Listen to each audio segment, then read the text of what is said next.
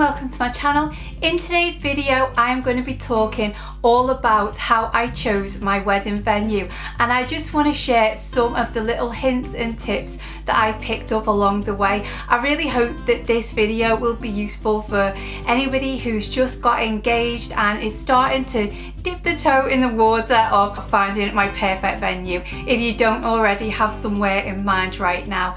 So this is going to be a part of my Wedding Ready series. Now me and Chris are getting married in October next year, so October 2020, and we've still got just over a year left. I have booked the venue, but I haven't really done much else. So I'm really excited about this Wedding Ready series, and I would absolutely love for you guys to follow the journey from now until the big day. So I suppose the very first tip in finding your perfect wedding venue and how I found my perfect wedding venue is to know exactly what you want. Do you want to get married locally, or at least in the same country as what you live in, or do you want to go abroad and get married abroad? Now there's pros and cons to either choice, and honestly it took me a little while to decide which way I wanted to go on it. It is a big decision to make, but it's probably one of the fundamental decisions to make.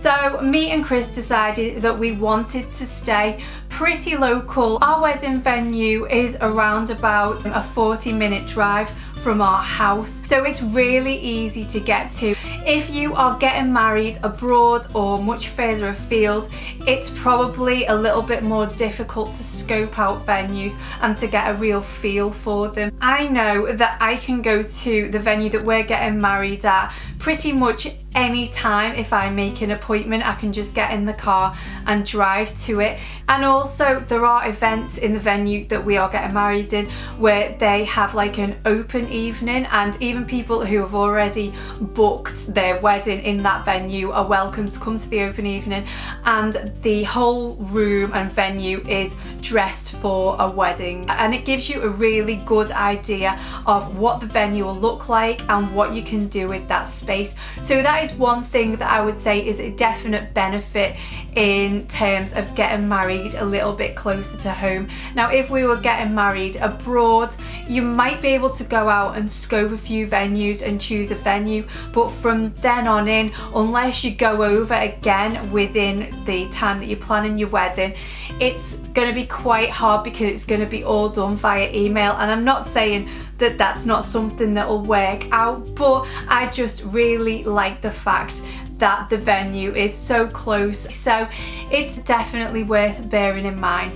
But if you want to guarantee the weather, especially if you're a Brit like me and you can't guarantee that we will have amazing weather all year round, if anything we definitely won't, and we're not even guaranteed a great day even in the summer, it can be very tempting to think, right, I'm just gonna jet off and go somewhere else and get married abroad where we can guarantee the weather will be stunning all year round. Chris and I are definitely taking a chance because we're getting married in October, and it's towards the end of October at that, so we're right in the middle of fall or autumn, and actually I don't really mind if it rains a bit because the venue definitely holds its own, and I love autumn anyway. It's so beautiful. Clearly weddings are really very expensive, and it's definitely worth bearing in mind how much you are willing to spend when you're looking at venues.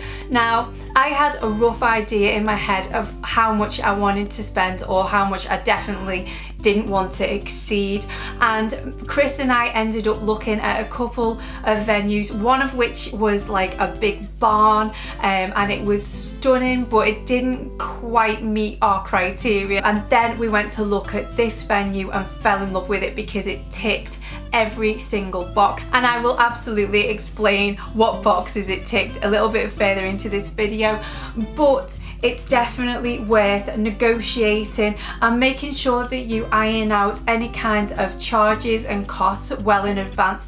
I went back and forward with the wedding coordination team so much. Oh my god, there must have been about 100 emails went back and forwards between us because I wanted to pin down exactly how much things were costing, and I wanted to see whether I could negotiate and get a better deal on what was offered as part of the wedding package. You will find that a lot of venues are definitely willing to work with you, and they're willing to work within your budget as well, but every now and then there's a few little costs that are reading between the lines, and I just wanted to be absolutely clear on what I was going to be spending, and I am so glad that I did that. I'm really glad that I wasn't totally washed away with excitement where I'm just signing contracts and not really knowing what I'm agreeing to, because at the end of the day we are still going to find all of this money, and it's a lot of money to spend, so I wanted to make sure that it was absolutely worth it. The next thing that you really do have to ask yourself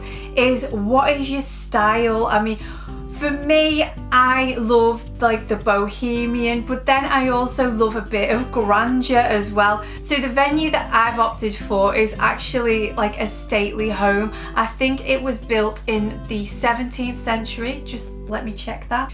Okay, so our wedding venue, it was actually built in 1885, so I think that makes it 19th century. I think that's how it works. And it was originally built as a family home, but it is a stately home. It is absolutely gorgeous. And as soon as I saw it, well, it was on my short list to begin with, but as soon as I saw it, I definitely knew that that was the one. But pinning down what kind of style you want, if you want it to be outdoor or you want it to be indoor, if you want it to be formal, if you want it to be pretty informal and not your kind of standard wedding where you sit down for a big wedding breakfast and do all of the traditional things like the speeches and all of that kind of stuff. If that is not for you, then you might want to look at venues that suit that style. Another really important thing is to know roughly how many guests you are going to have. Now, I know in the UK we usually split a wedding day, not always, but usually into two halves. So we have the daytime event and then that leads into the evening event. So those daytime guests stay right the way through until the end of the night, where the evening guests come around about 7 p.m, 7:30, and then there's usually more food provided, like a buffet, which is what we're doing on top of the traditional wedding breakfast that the day guests would have. So it's definitely something to think about. You need to have an idea about numbers, because obviously that will greatly influence how much you're gonna pay. Because we come from pretty big families, we have worked out that our day guests will probably be around about 75 to 80 people, give or take, and then there'll be an additional say 30 to 40 people in the evening. So we knew that we needed to cater for that many. We have opted to have our family and very, very close friends join us for the day event. Then obviously we have the rest of our friends coming to the evening event. And so the amount of people that you are really wanting to invite definitely dictates what kind of venue your wedding is going to be held at. Another thing to really consider is what time of year you want to get married, and that really does have an impact on the price. So from my research, the summertime weddings were usually quite a bit more expensive than weddings that are either earlier on in the year, so say January, February. The price is at its premium in the UK anyway, between May and the end of October. So I really loved autumn anyway, and that's why we chose to get married in autumn. Otherwise I would have got married in summer. For me, it wasn't so much the price that swayed my decision to get married in autumn, but it would definitely be more expensive if we decided to get married in say June or July or August. So that is something to think about as well. Also, it's worth bearing in mind that getting married on a Friday or a Saturday in particular is a lot more expensive than getting married other days of the week.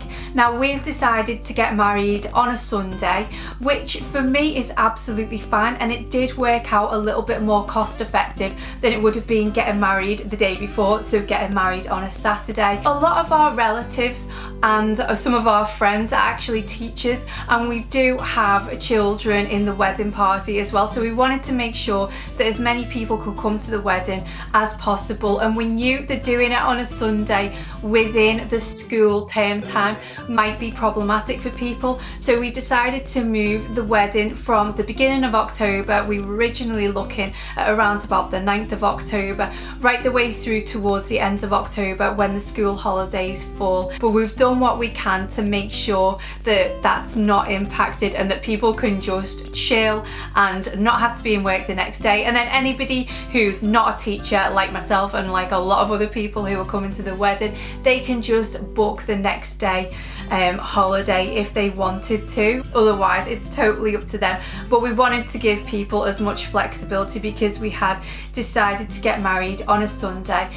One thing that I will say is that you can't cater for absolutely everyone. There's always going to be somebody that's inconvenienced by your plans, but we've tried on the whole to be as accommodating to everybody, particularly within our day guest party, as we possibly can. So that's again why we opted to get married at that time. I mentioned that I was looking for venues which met certain criteria. Another thing that I loved about the venue that we've chosen is that we get absolute exclusivity of the entire venue for the wedding day. So that means there's not going to be any other brides, there's not going to be any wedding parties, and obviously we are paying a pretty penny to be able to do that, but I think it's 100% worth it in the end. We are having our entire wedding there at that venue, and what I mean by that is we are actually getting married there. There's a registrar that's going to come and marry us in the room with all of our family and friends. Then we're going to have all of our photographs taken at that venue. There's going to be a drinks reception, and there's going to be a sit down wedding breakfast meal, which is 3 courses. Then the room is going to be turned around for the evening, and we're going to spend the whole evening there. Our bridal suite is there as well. It's in the main house, and then there's a coach house which has a lot of hotel rooms in for anybody else that wants to stay in the venue as well. So for me, that was absolutely perfect. I didn't really want there to be any other wedding parties or brides in the venue. I love the fact that if I needed to go upstairs and just freshen up a little bit, I didn't have to have everything with me. I could just go up to the bridal suite and freshen up and then come back down again. And it was just that freedom to do those things that I was really happy about. The venue also has adequate car parking as well for guests that want to stay or want to drive there. So yeah, they were all boxes ticked that I loved. And then the grounds of the venue are absolutely stunning. As I mentioned, it's all countryside, and I think it'll look amazing in the fall with all of the gorgeous autumn colours. So yeah, it was all of those things that really solidified that choice in venue. So as I mentioned, I haven't done any wedding planning as yet because we're actually doing a lot of renovation work on the house, and that's been completely taking our time up. It's so exciting, there's a lot going on. It's going to be the busiest 18 months of our entire life. So I am going to start now looking at things like invitations or save the date. I want to start booking in to try wedding dresses on. I've seen a couple on Pinterest that I love the look of, and luckily some of the wedding shops close by have some of those dresses. Let me know if you get married, because I think the more wedding tips the better. Please do subscribe if you're new, and I will see you in my next one. Bye.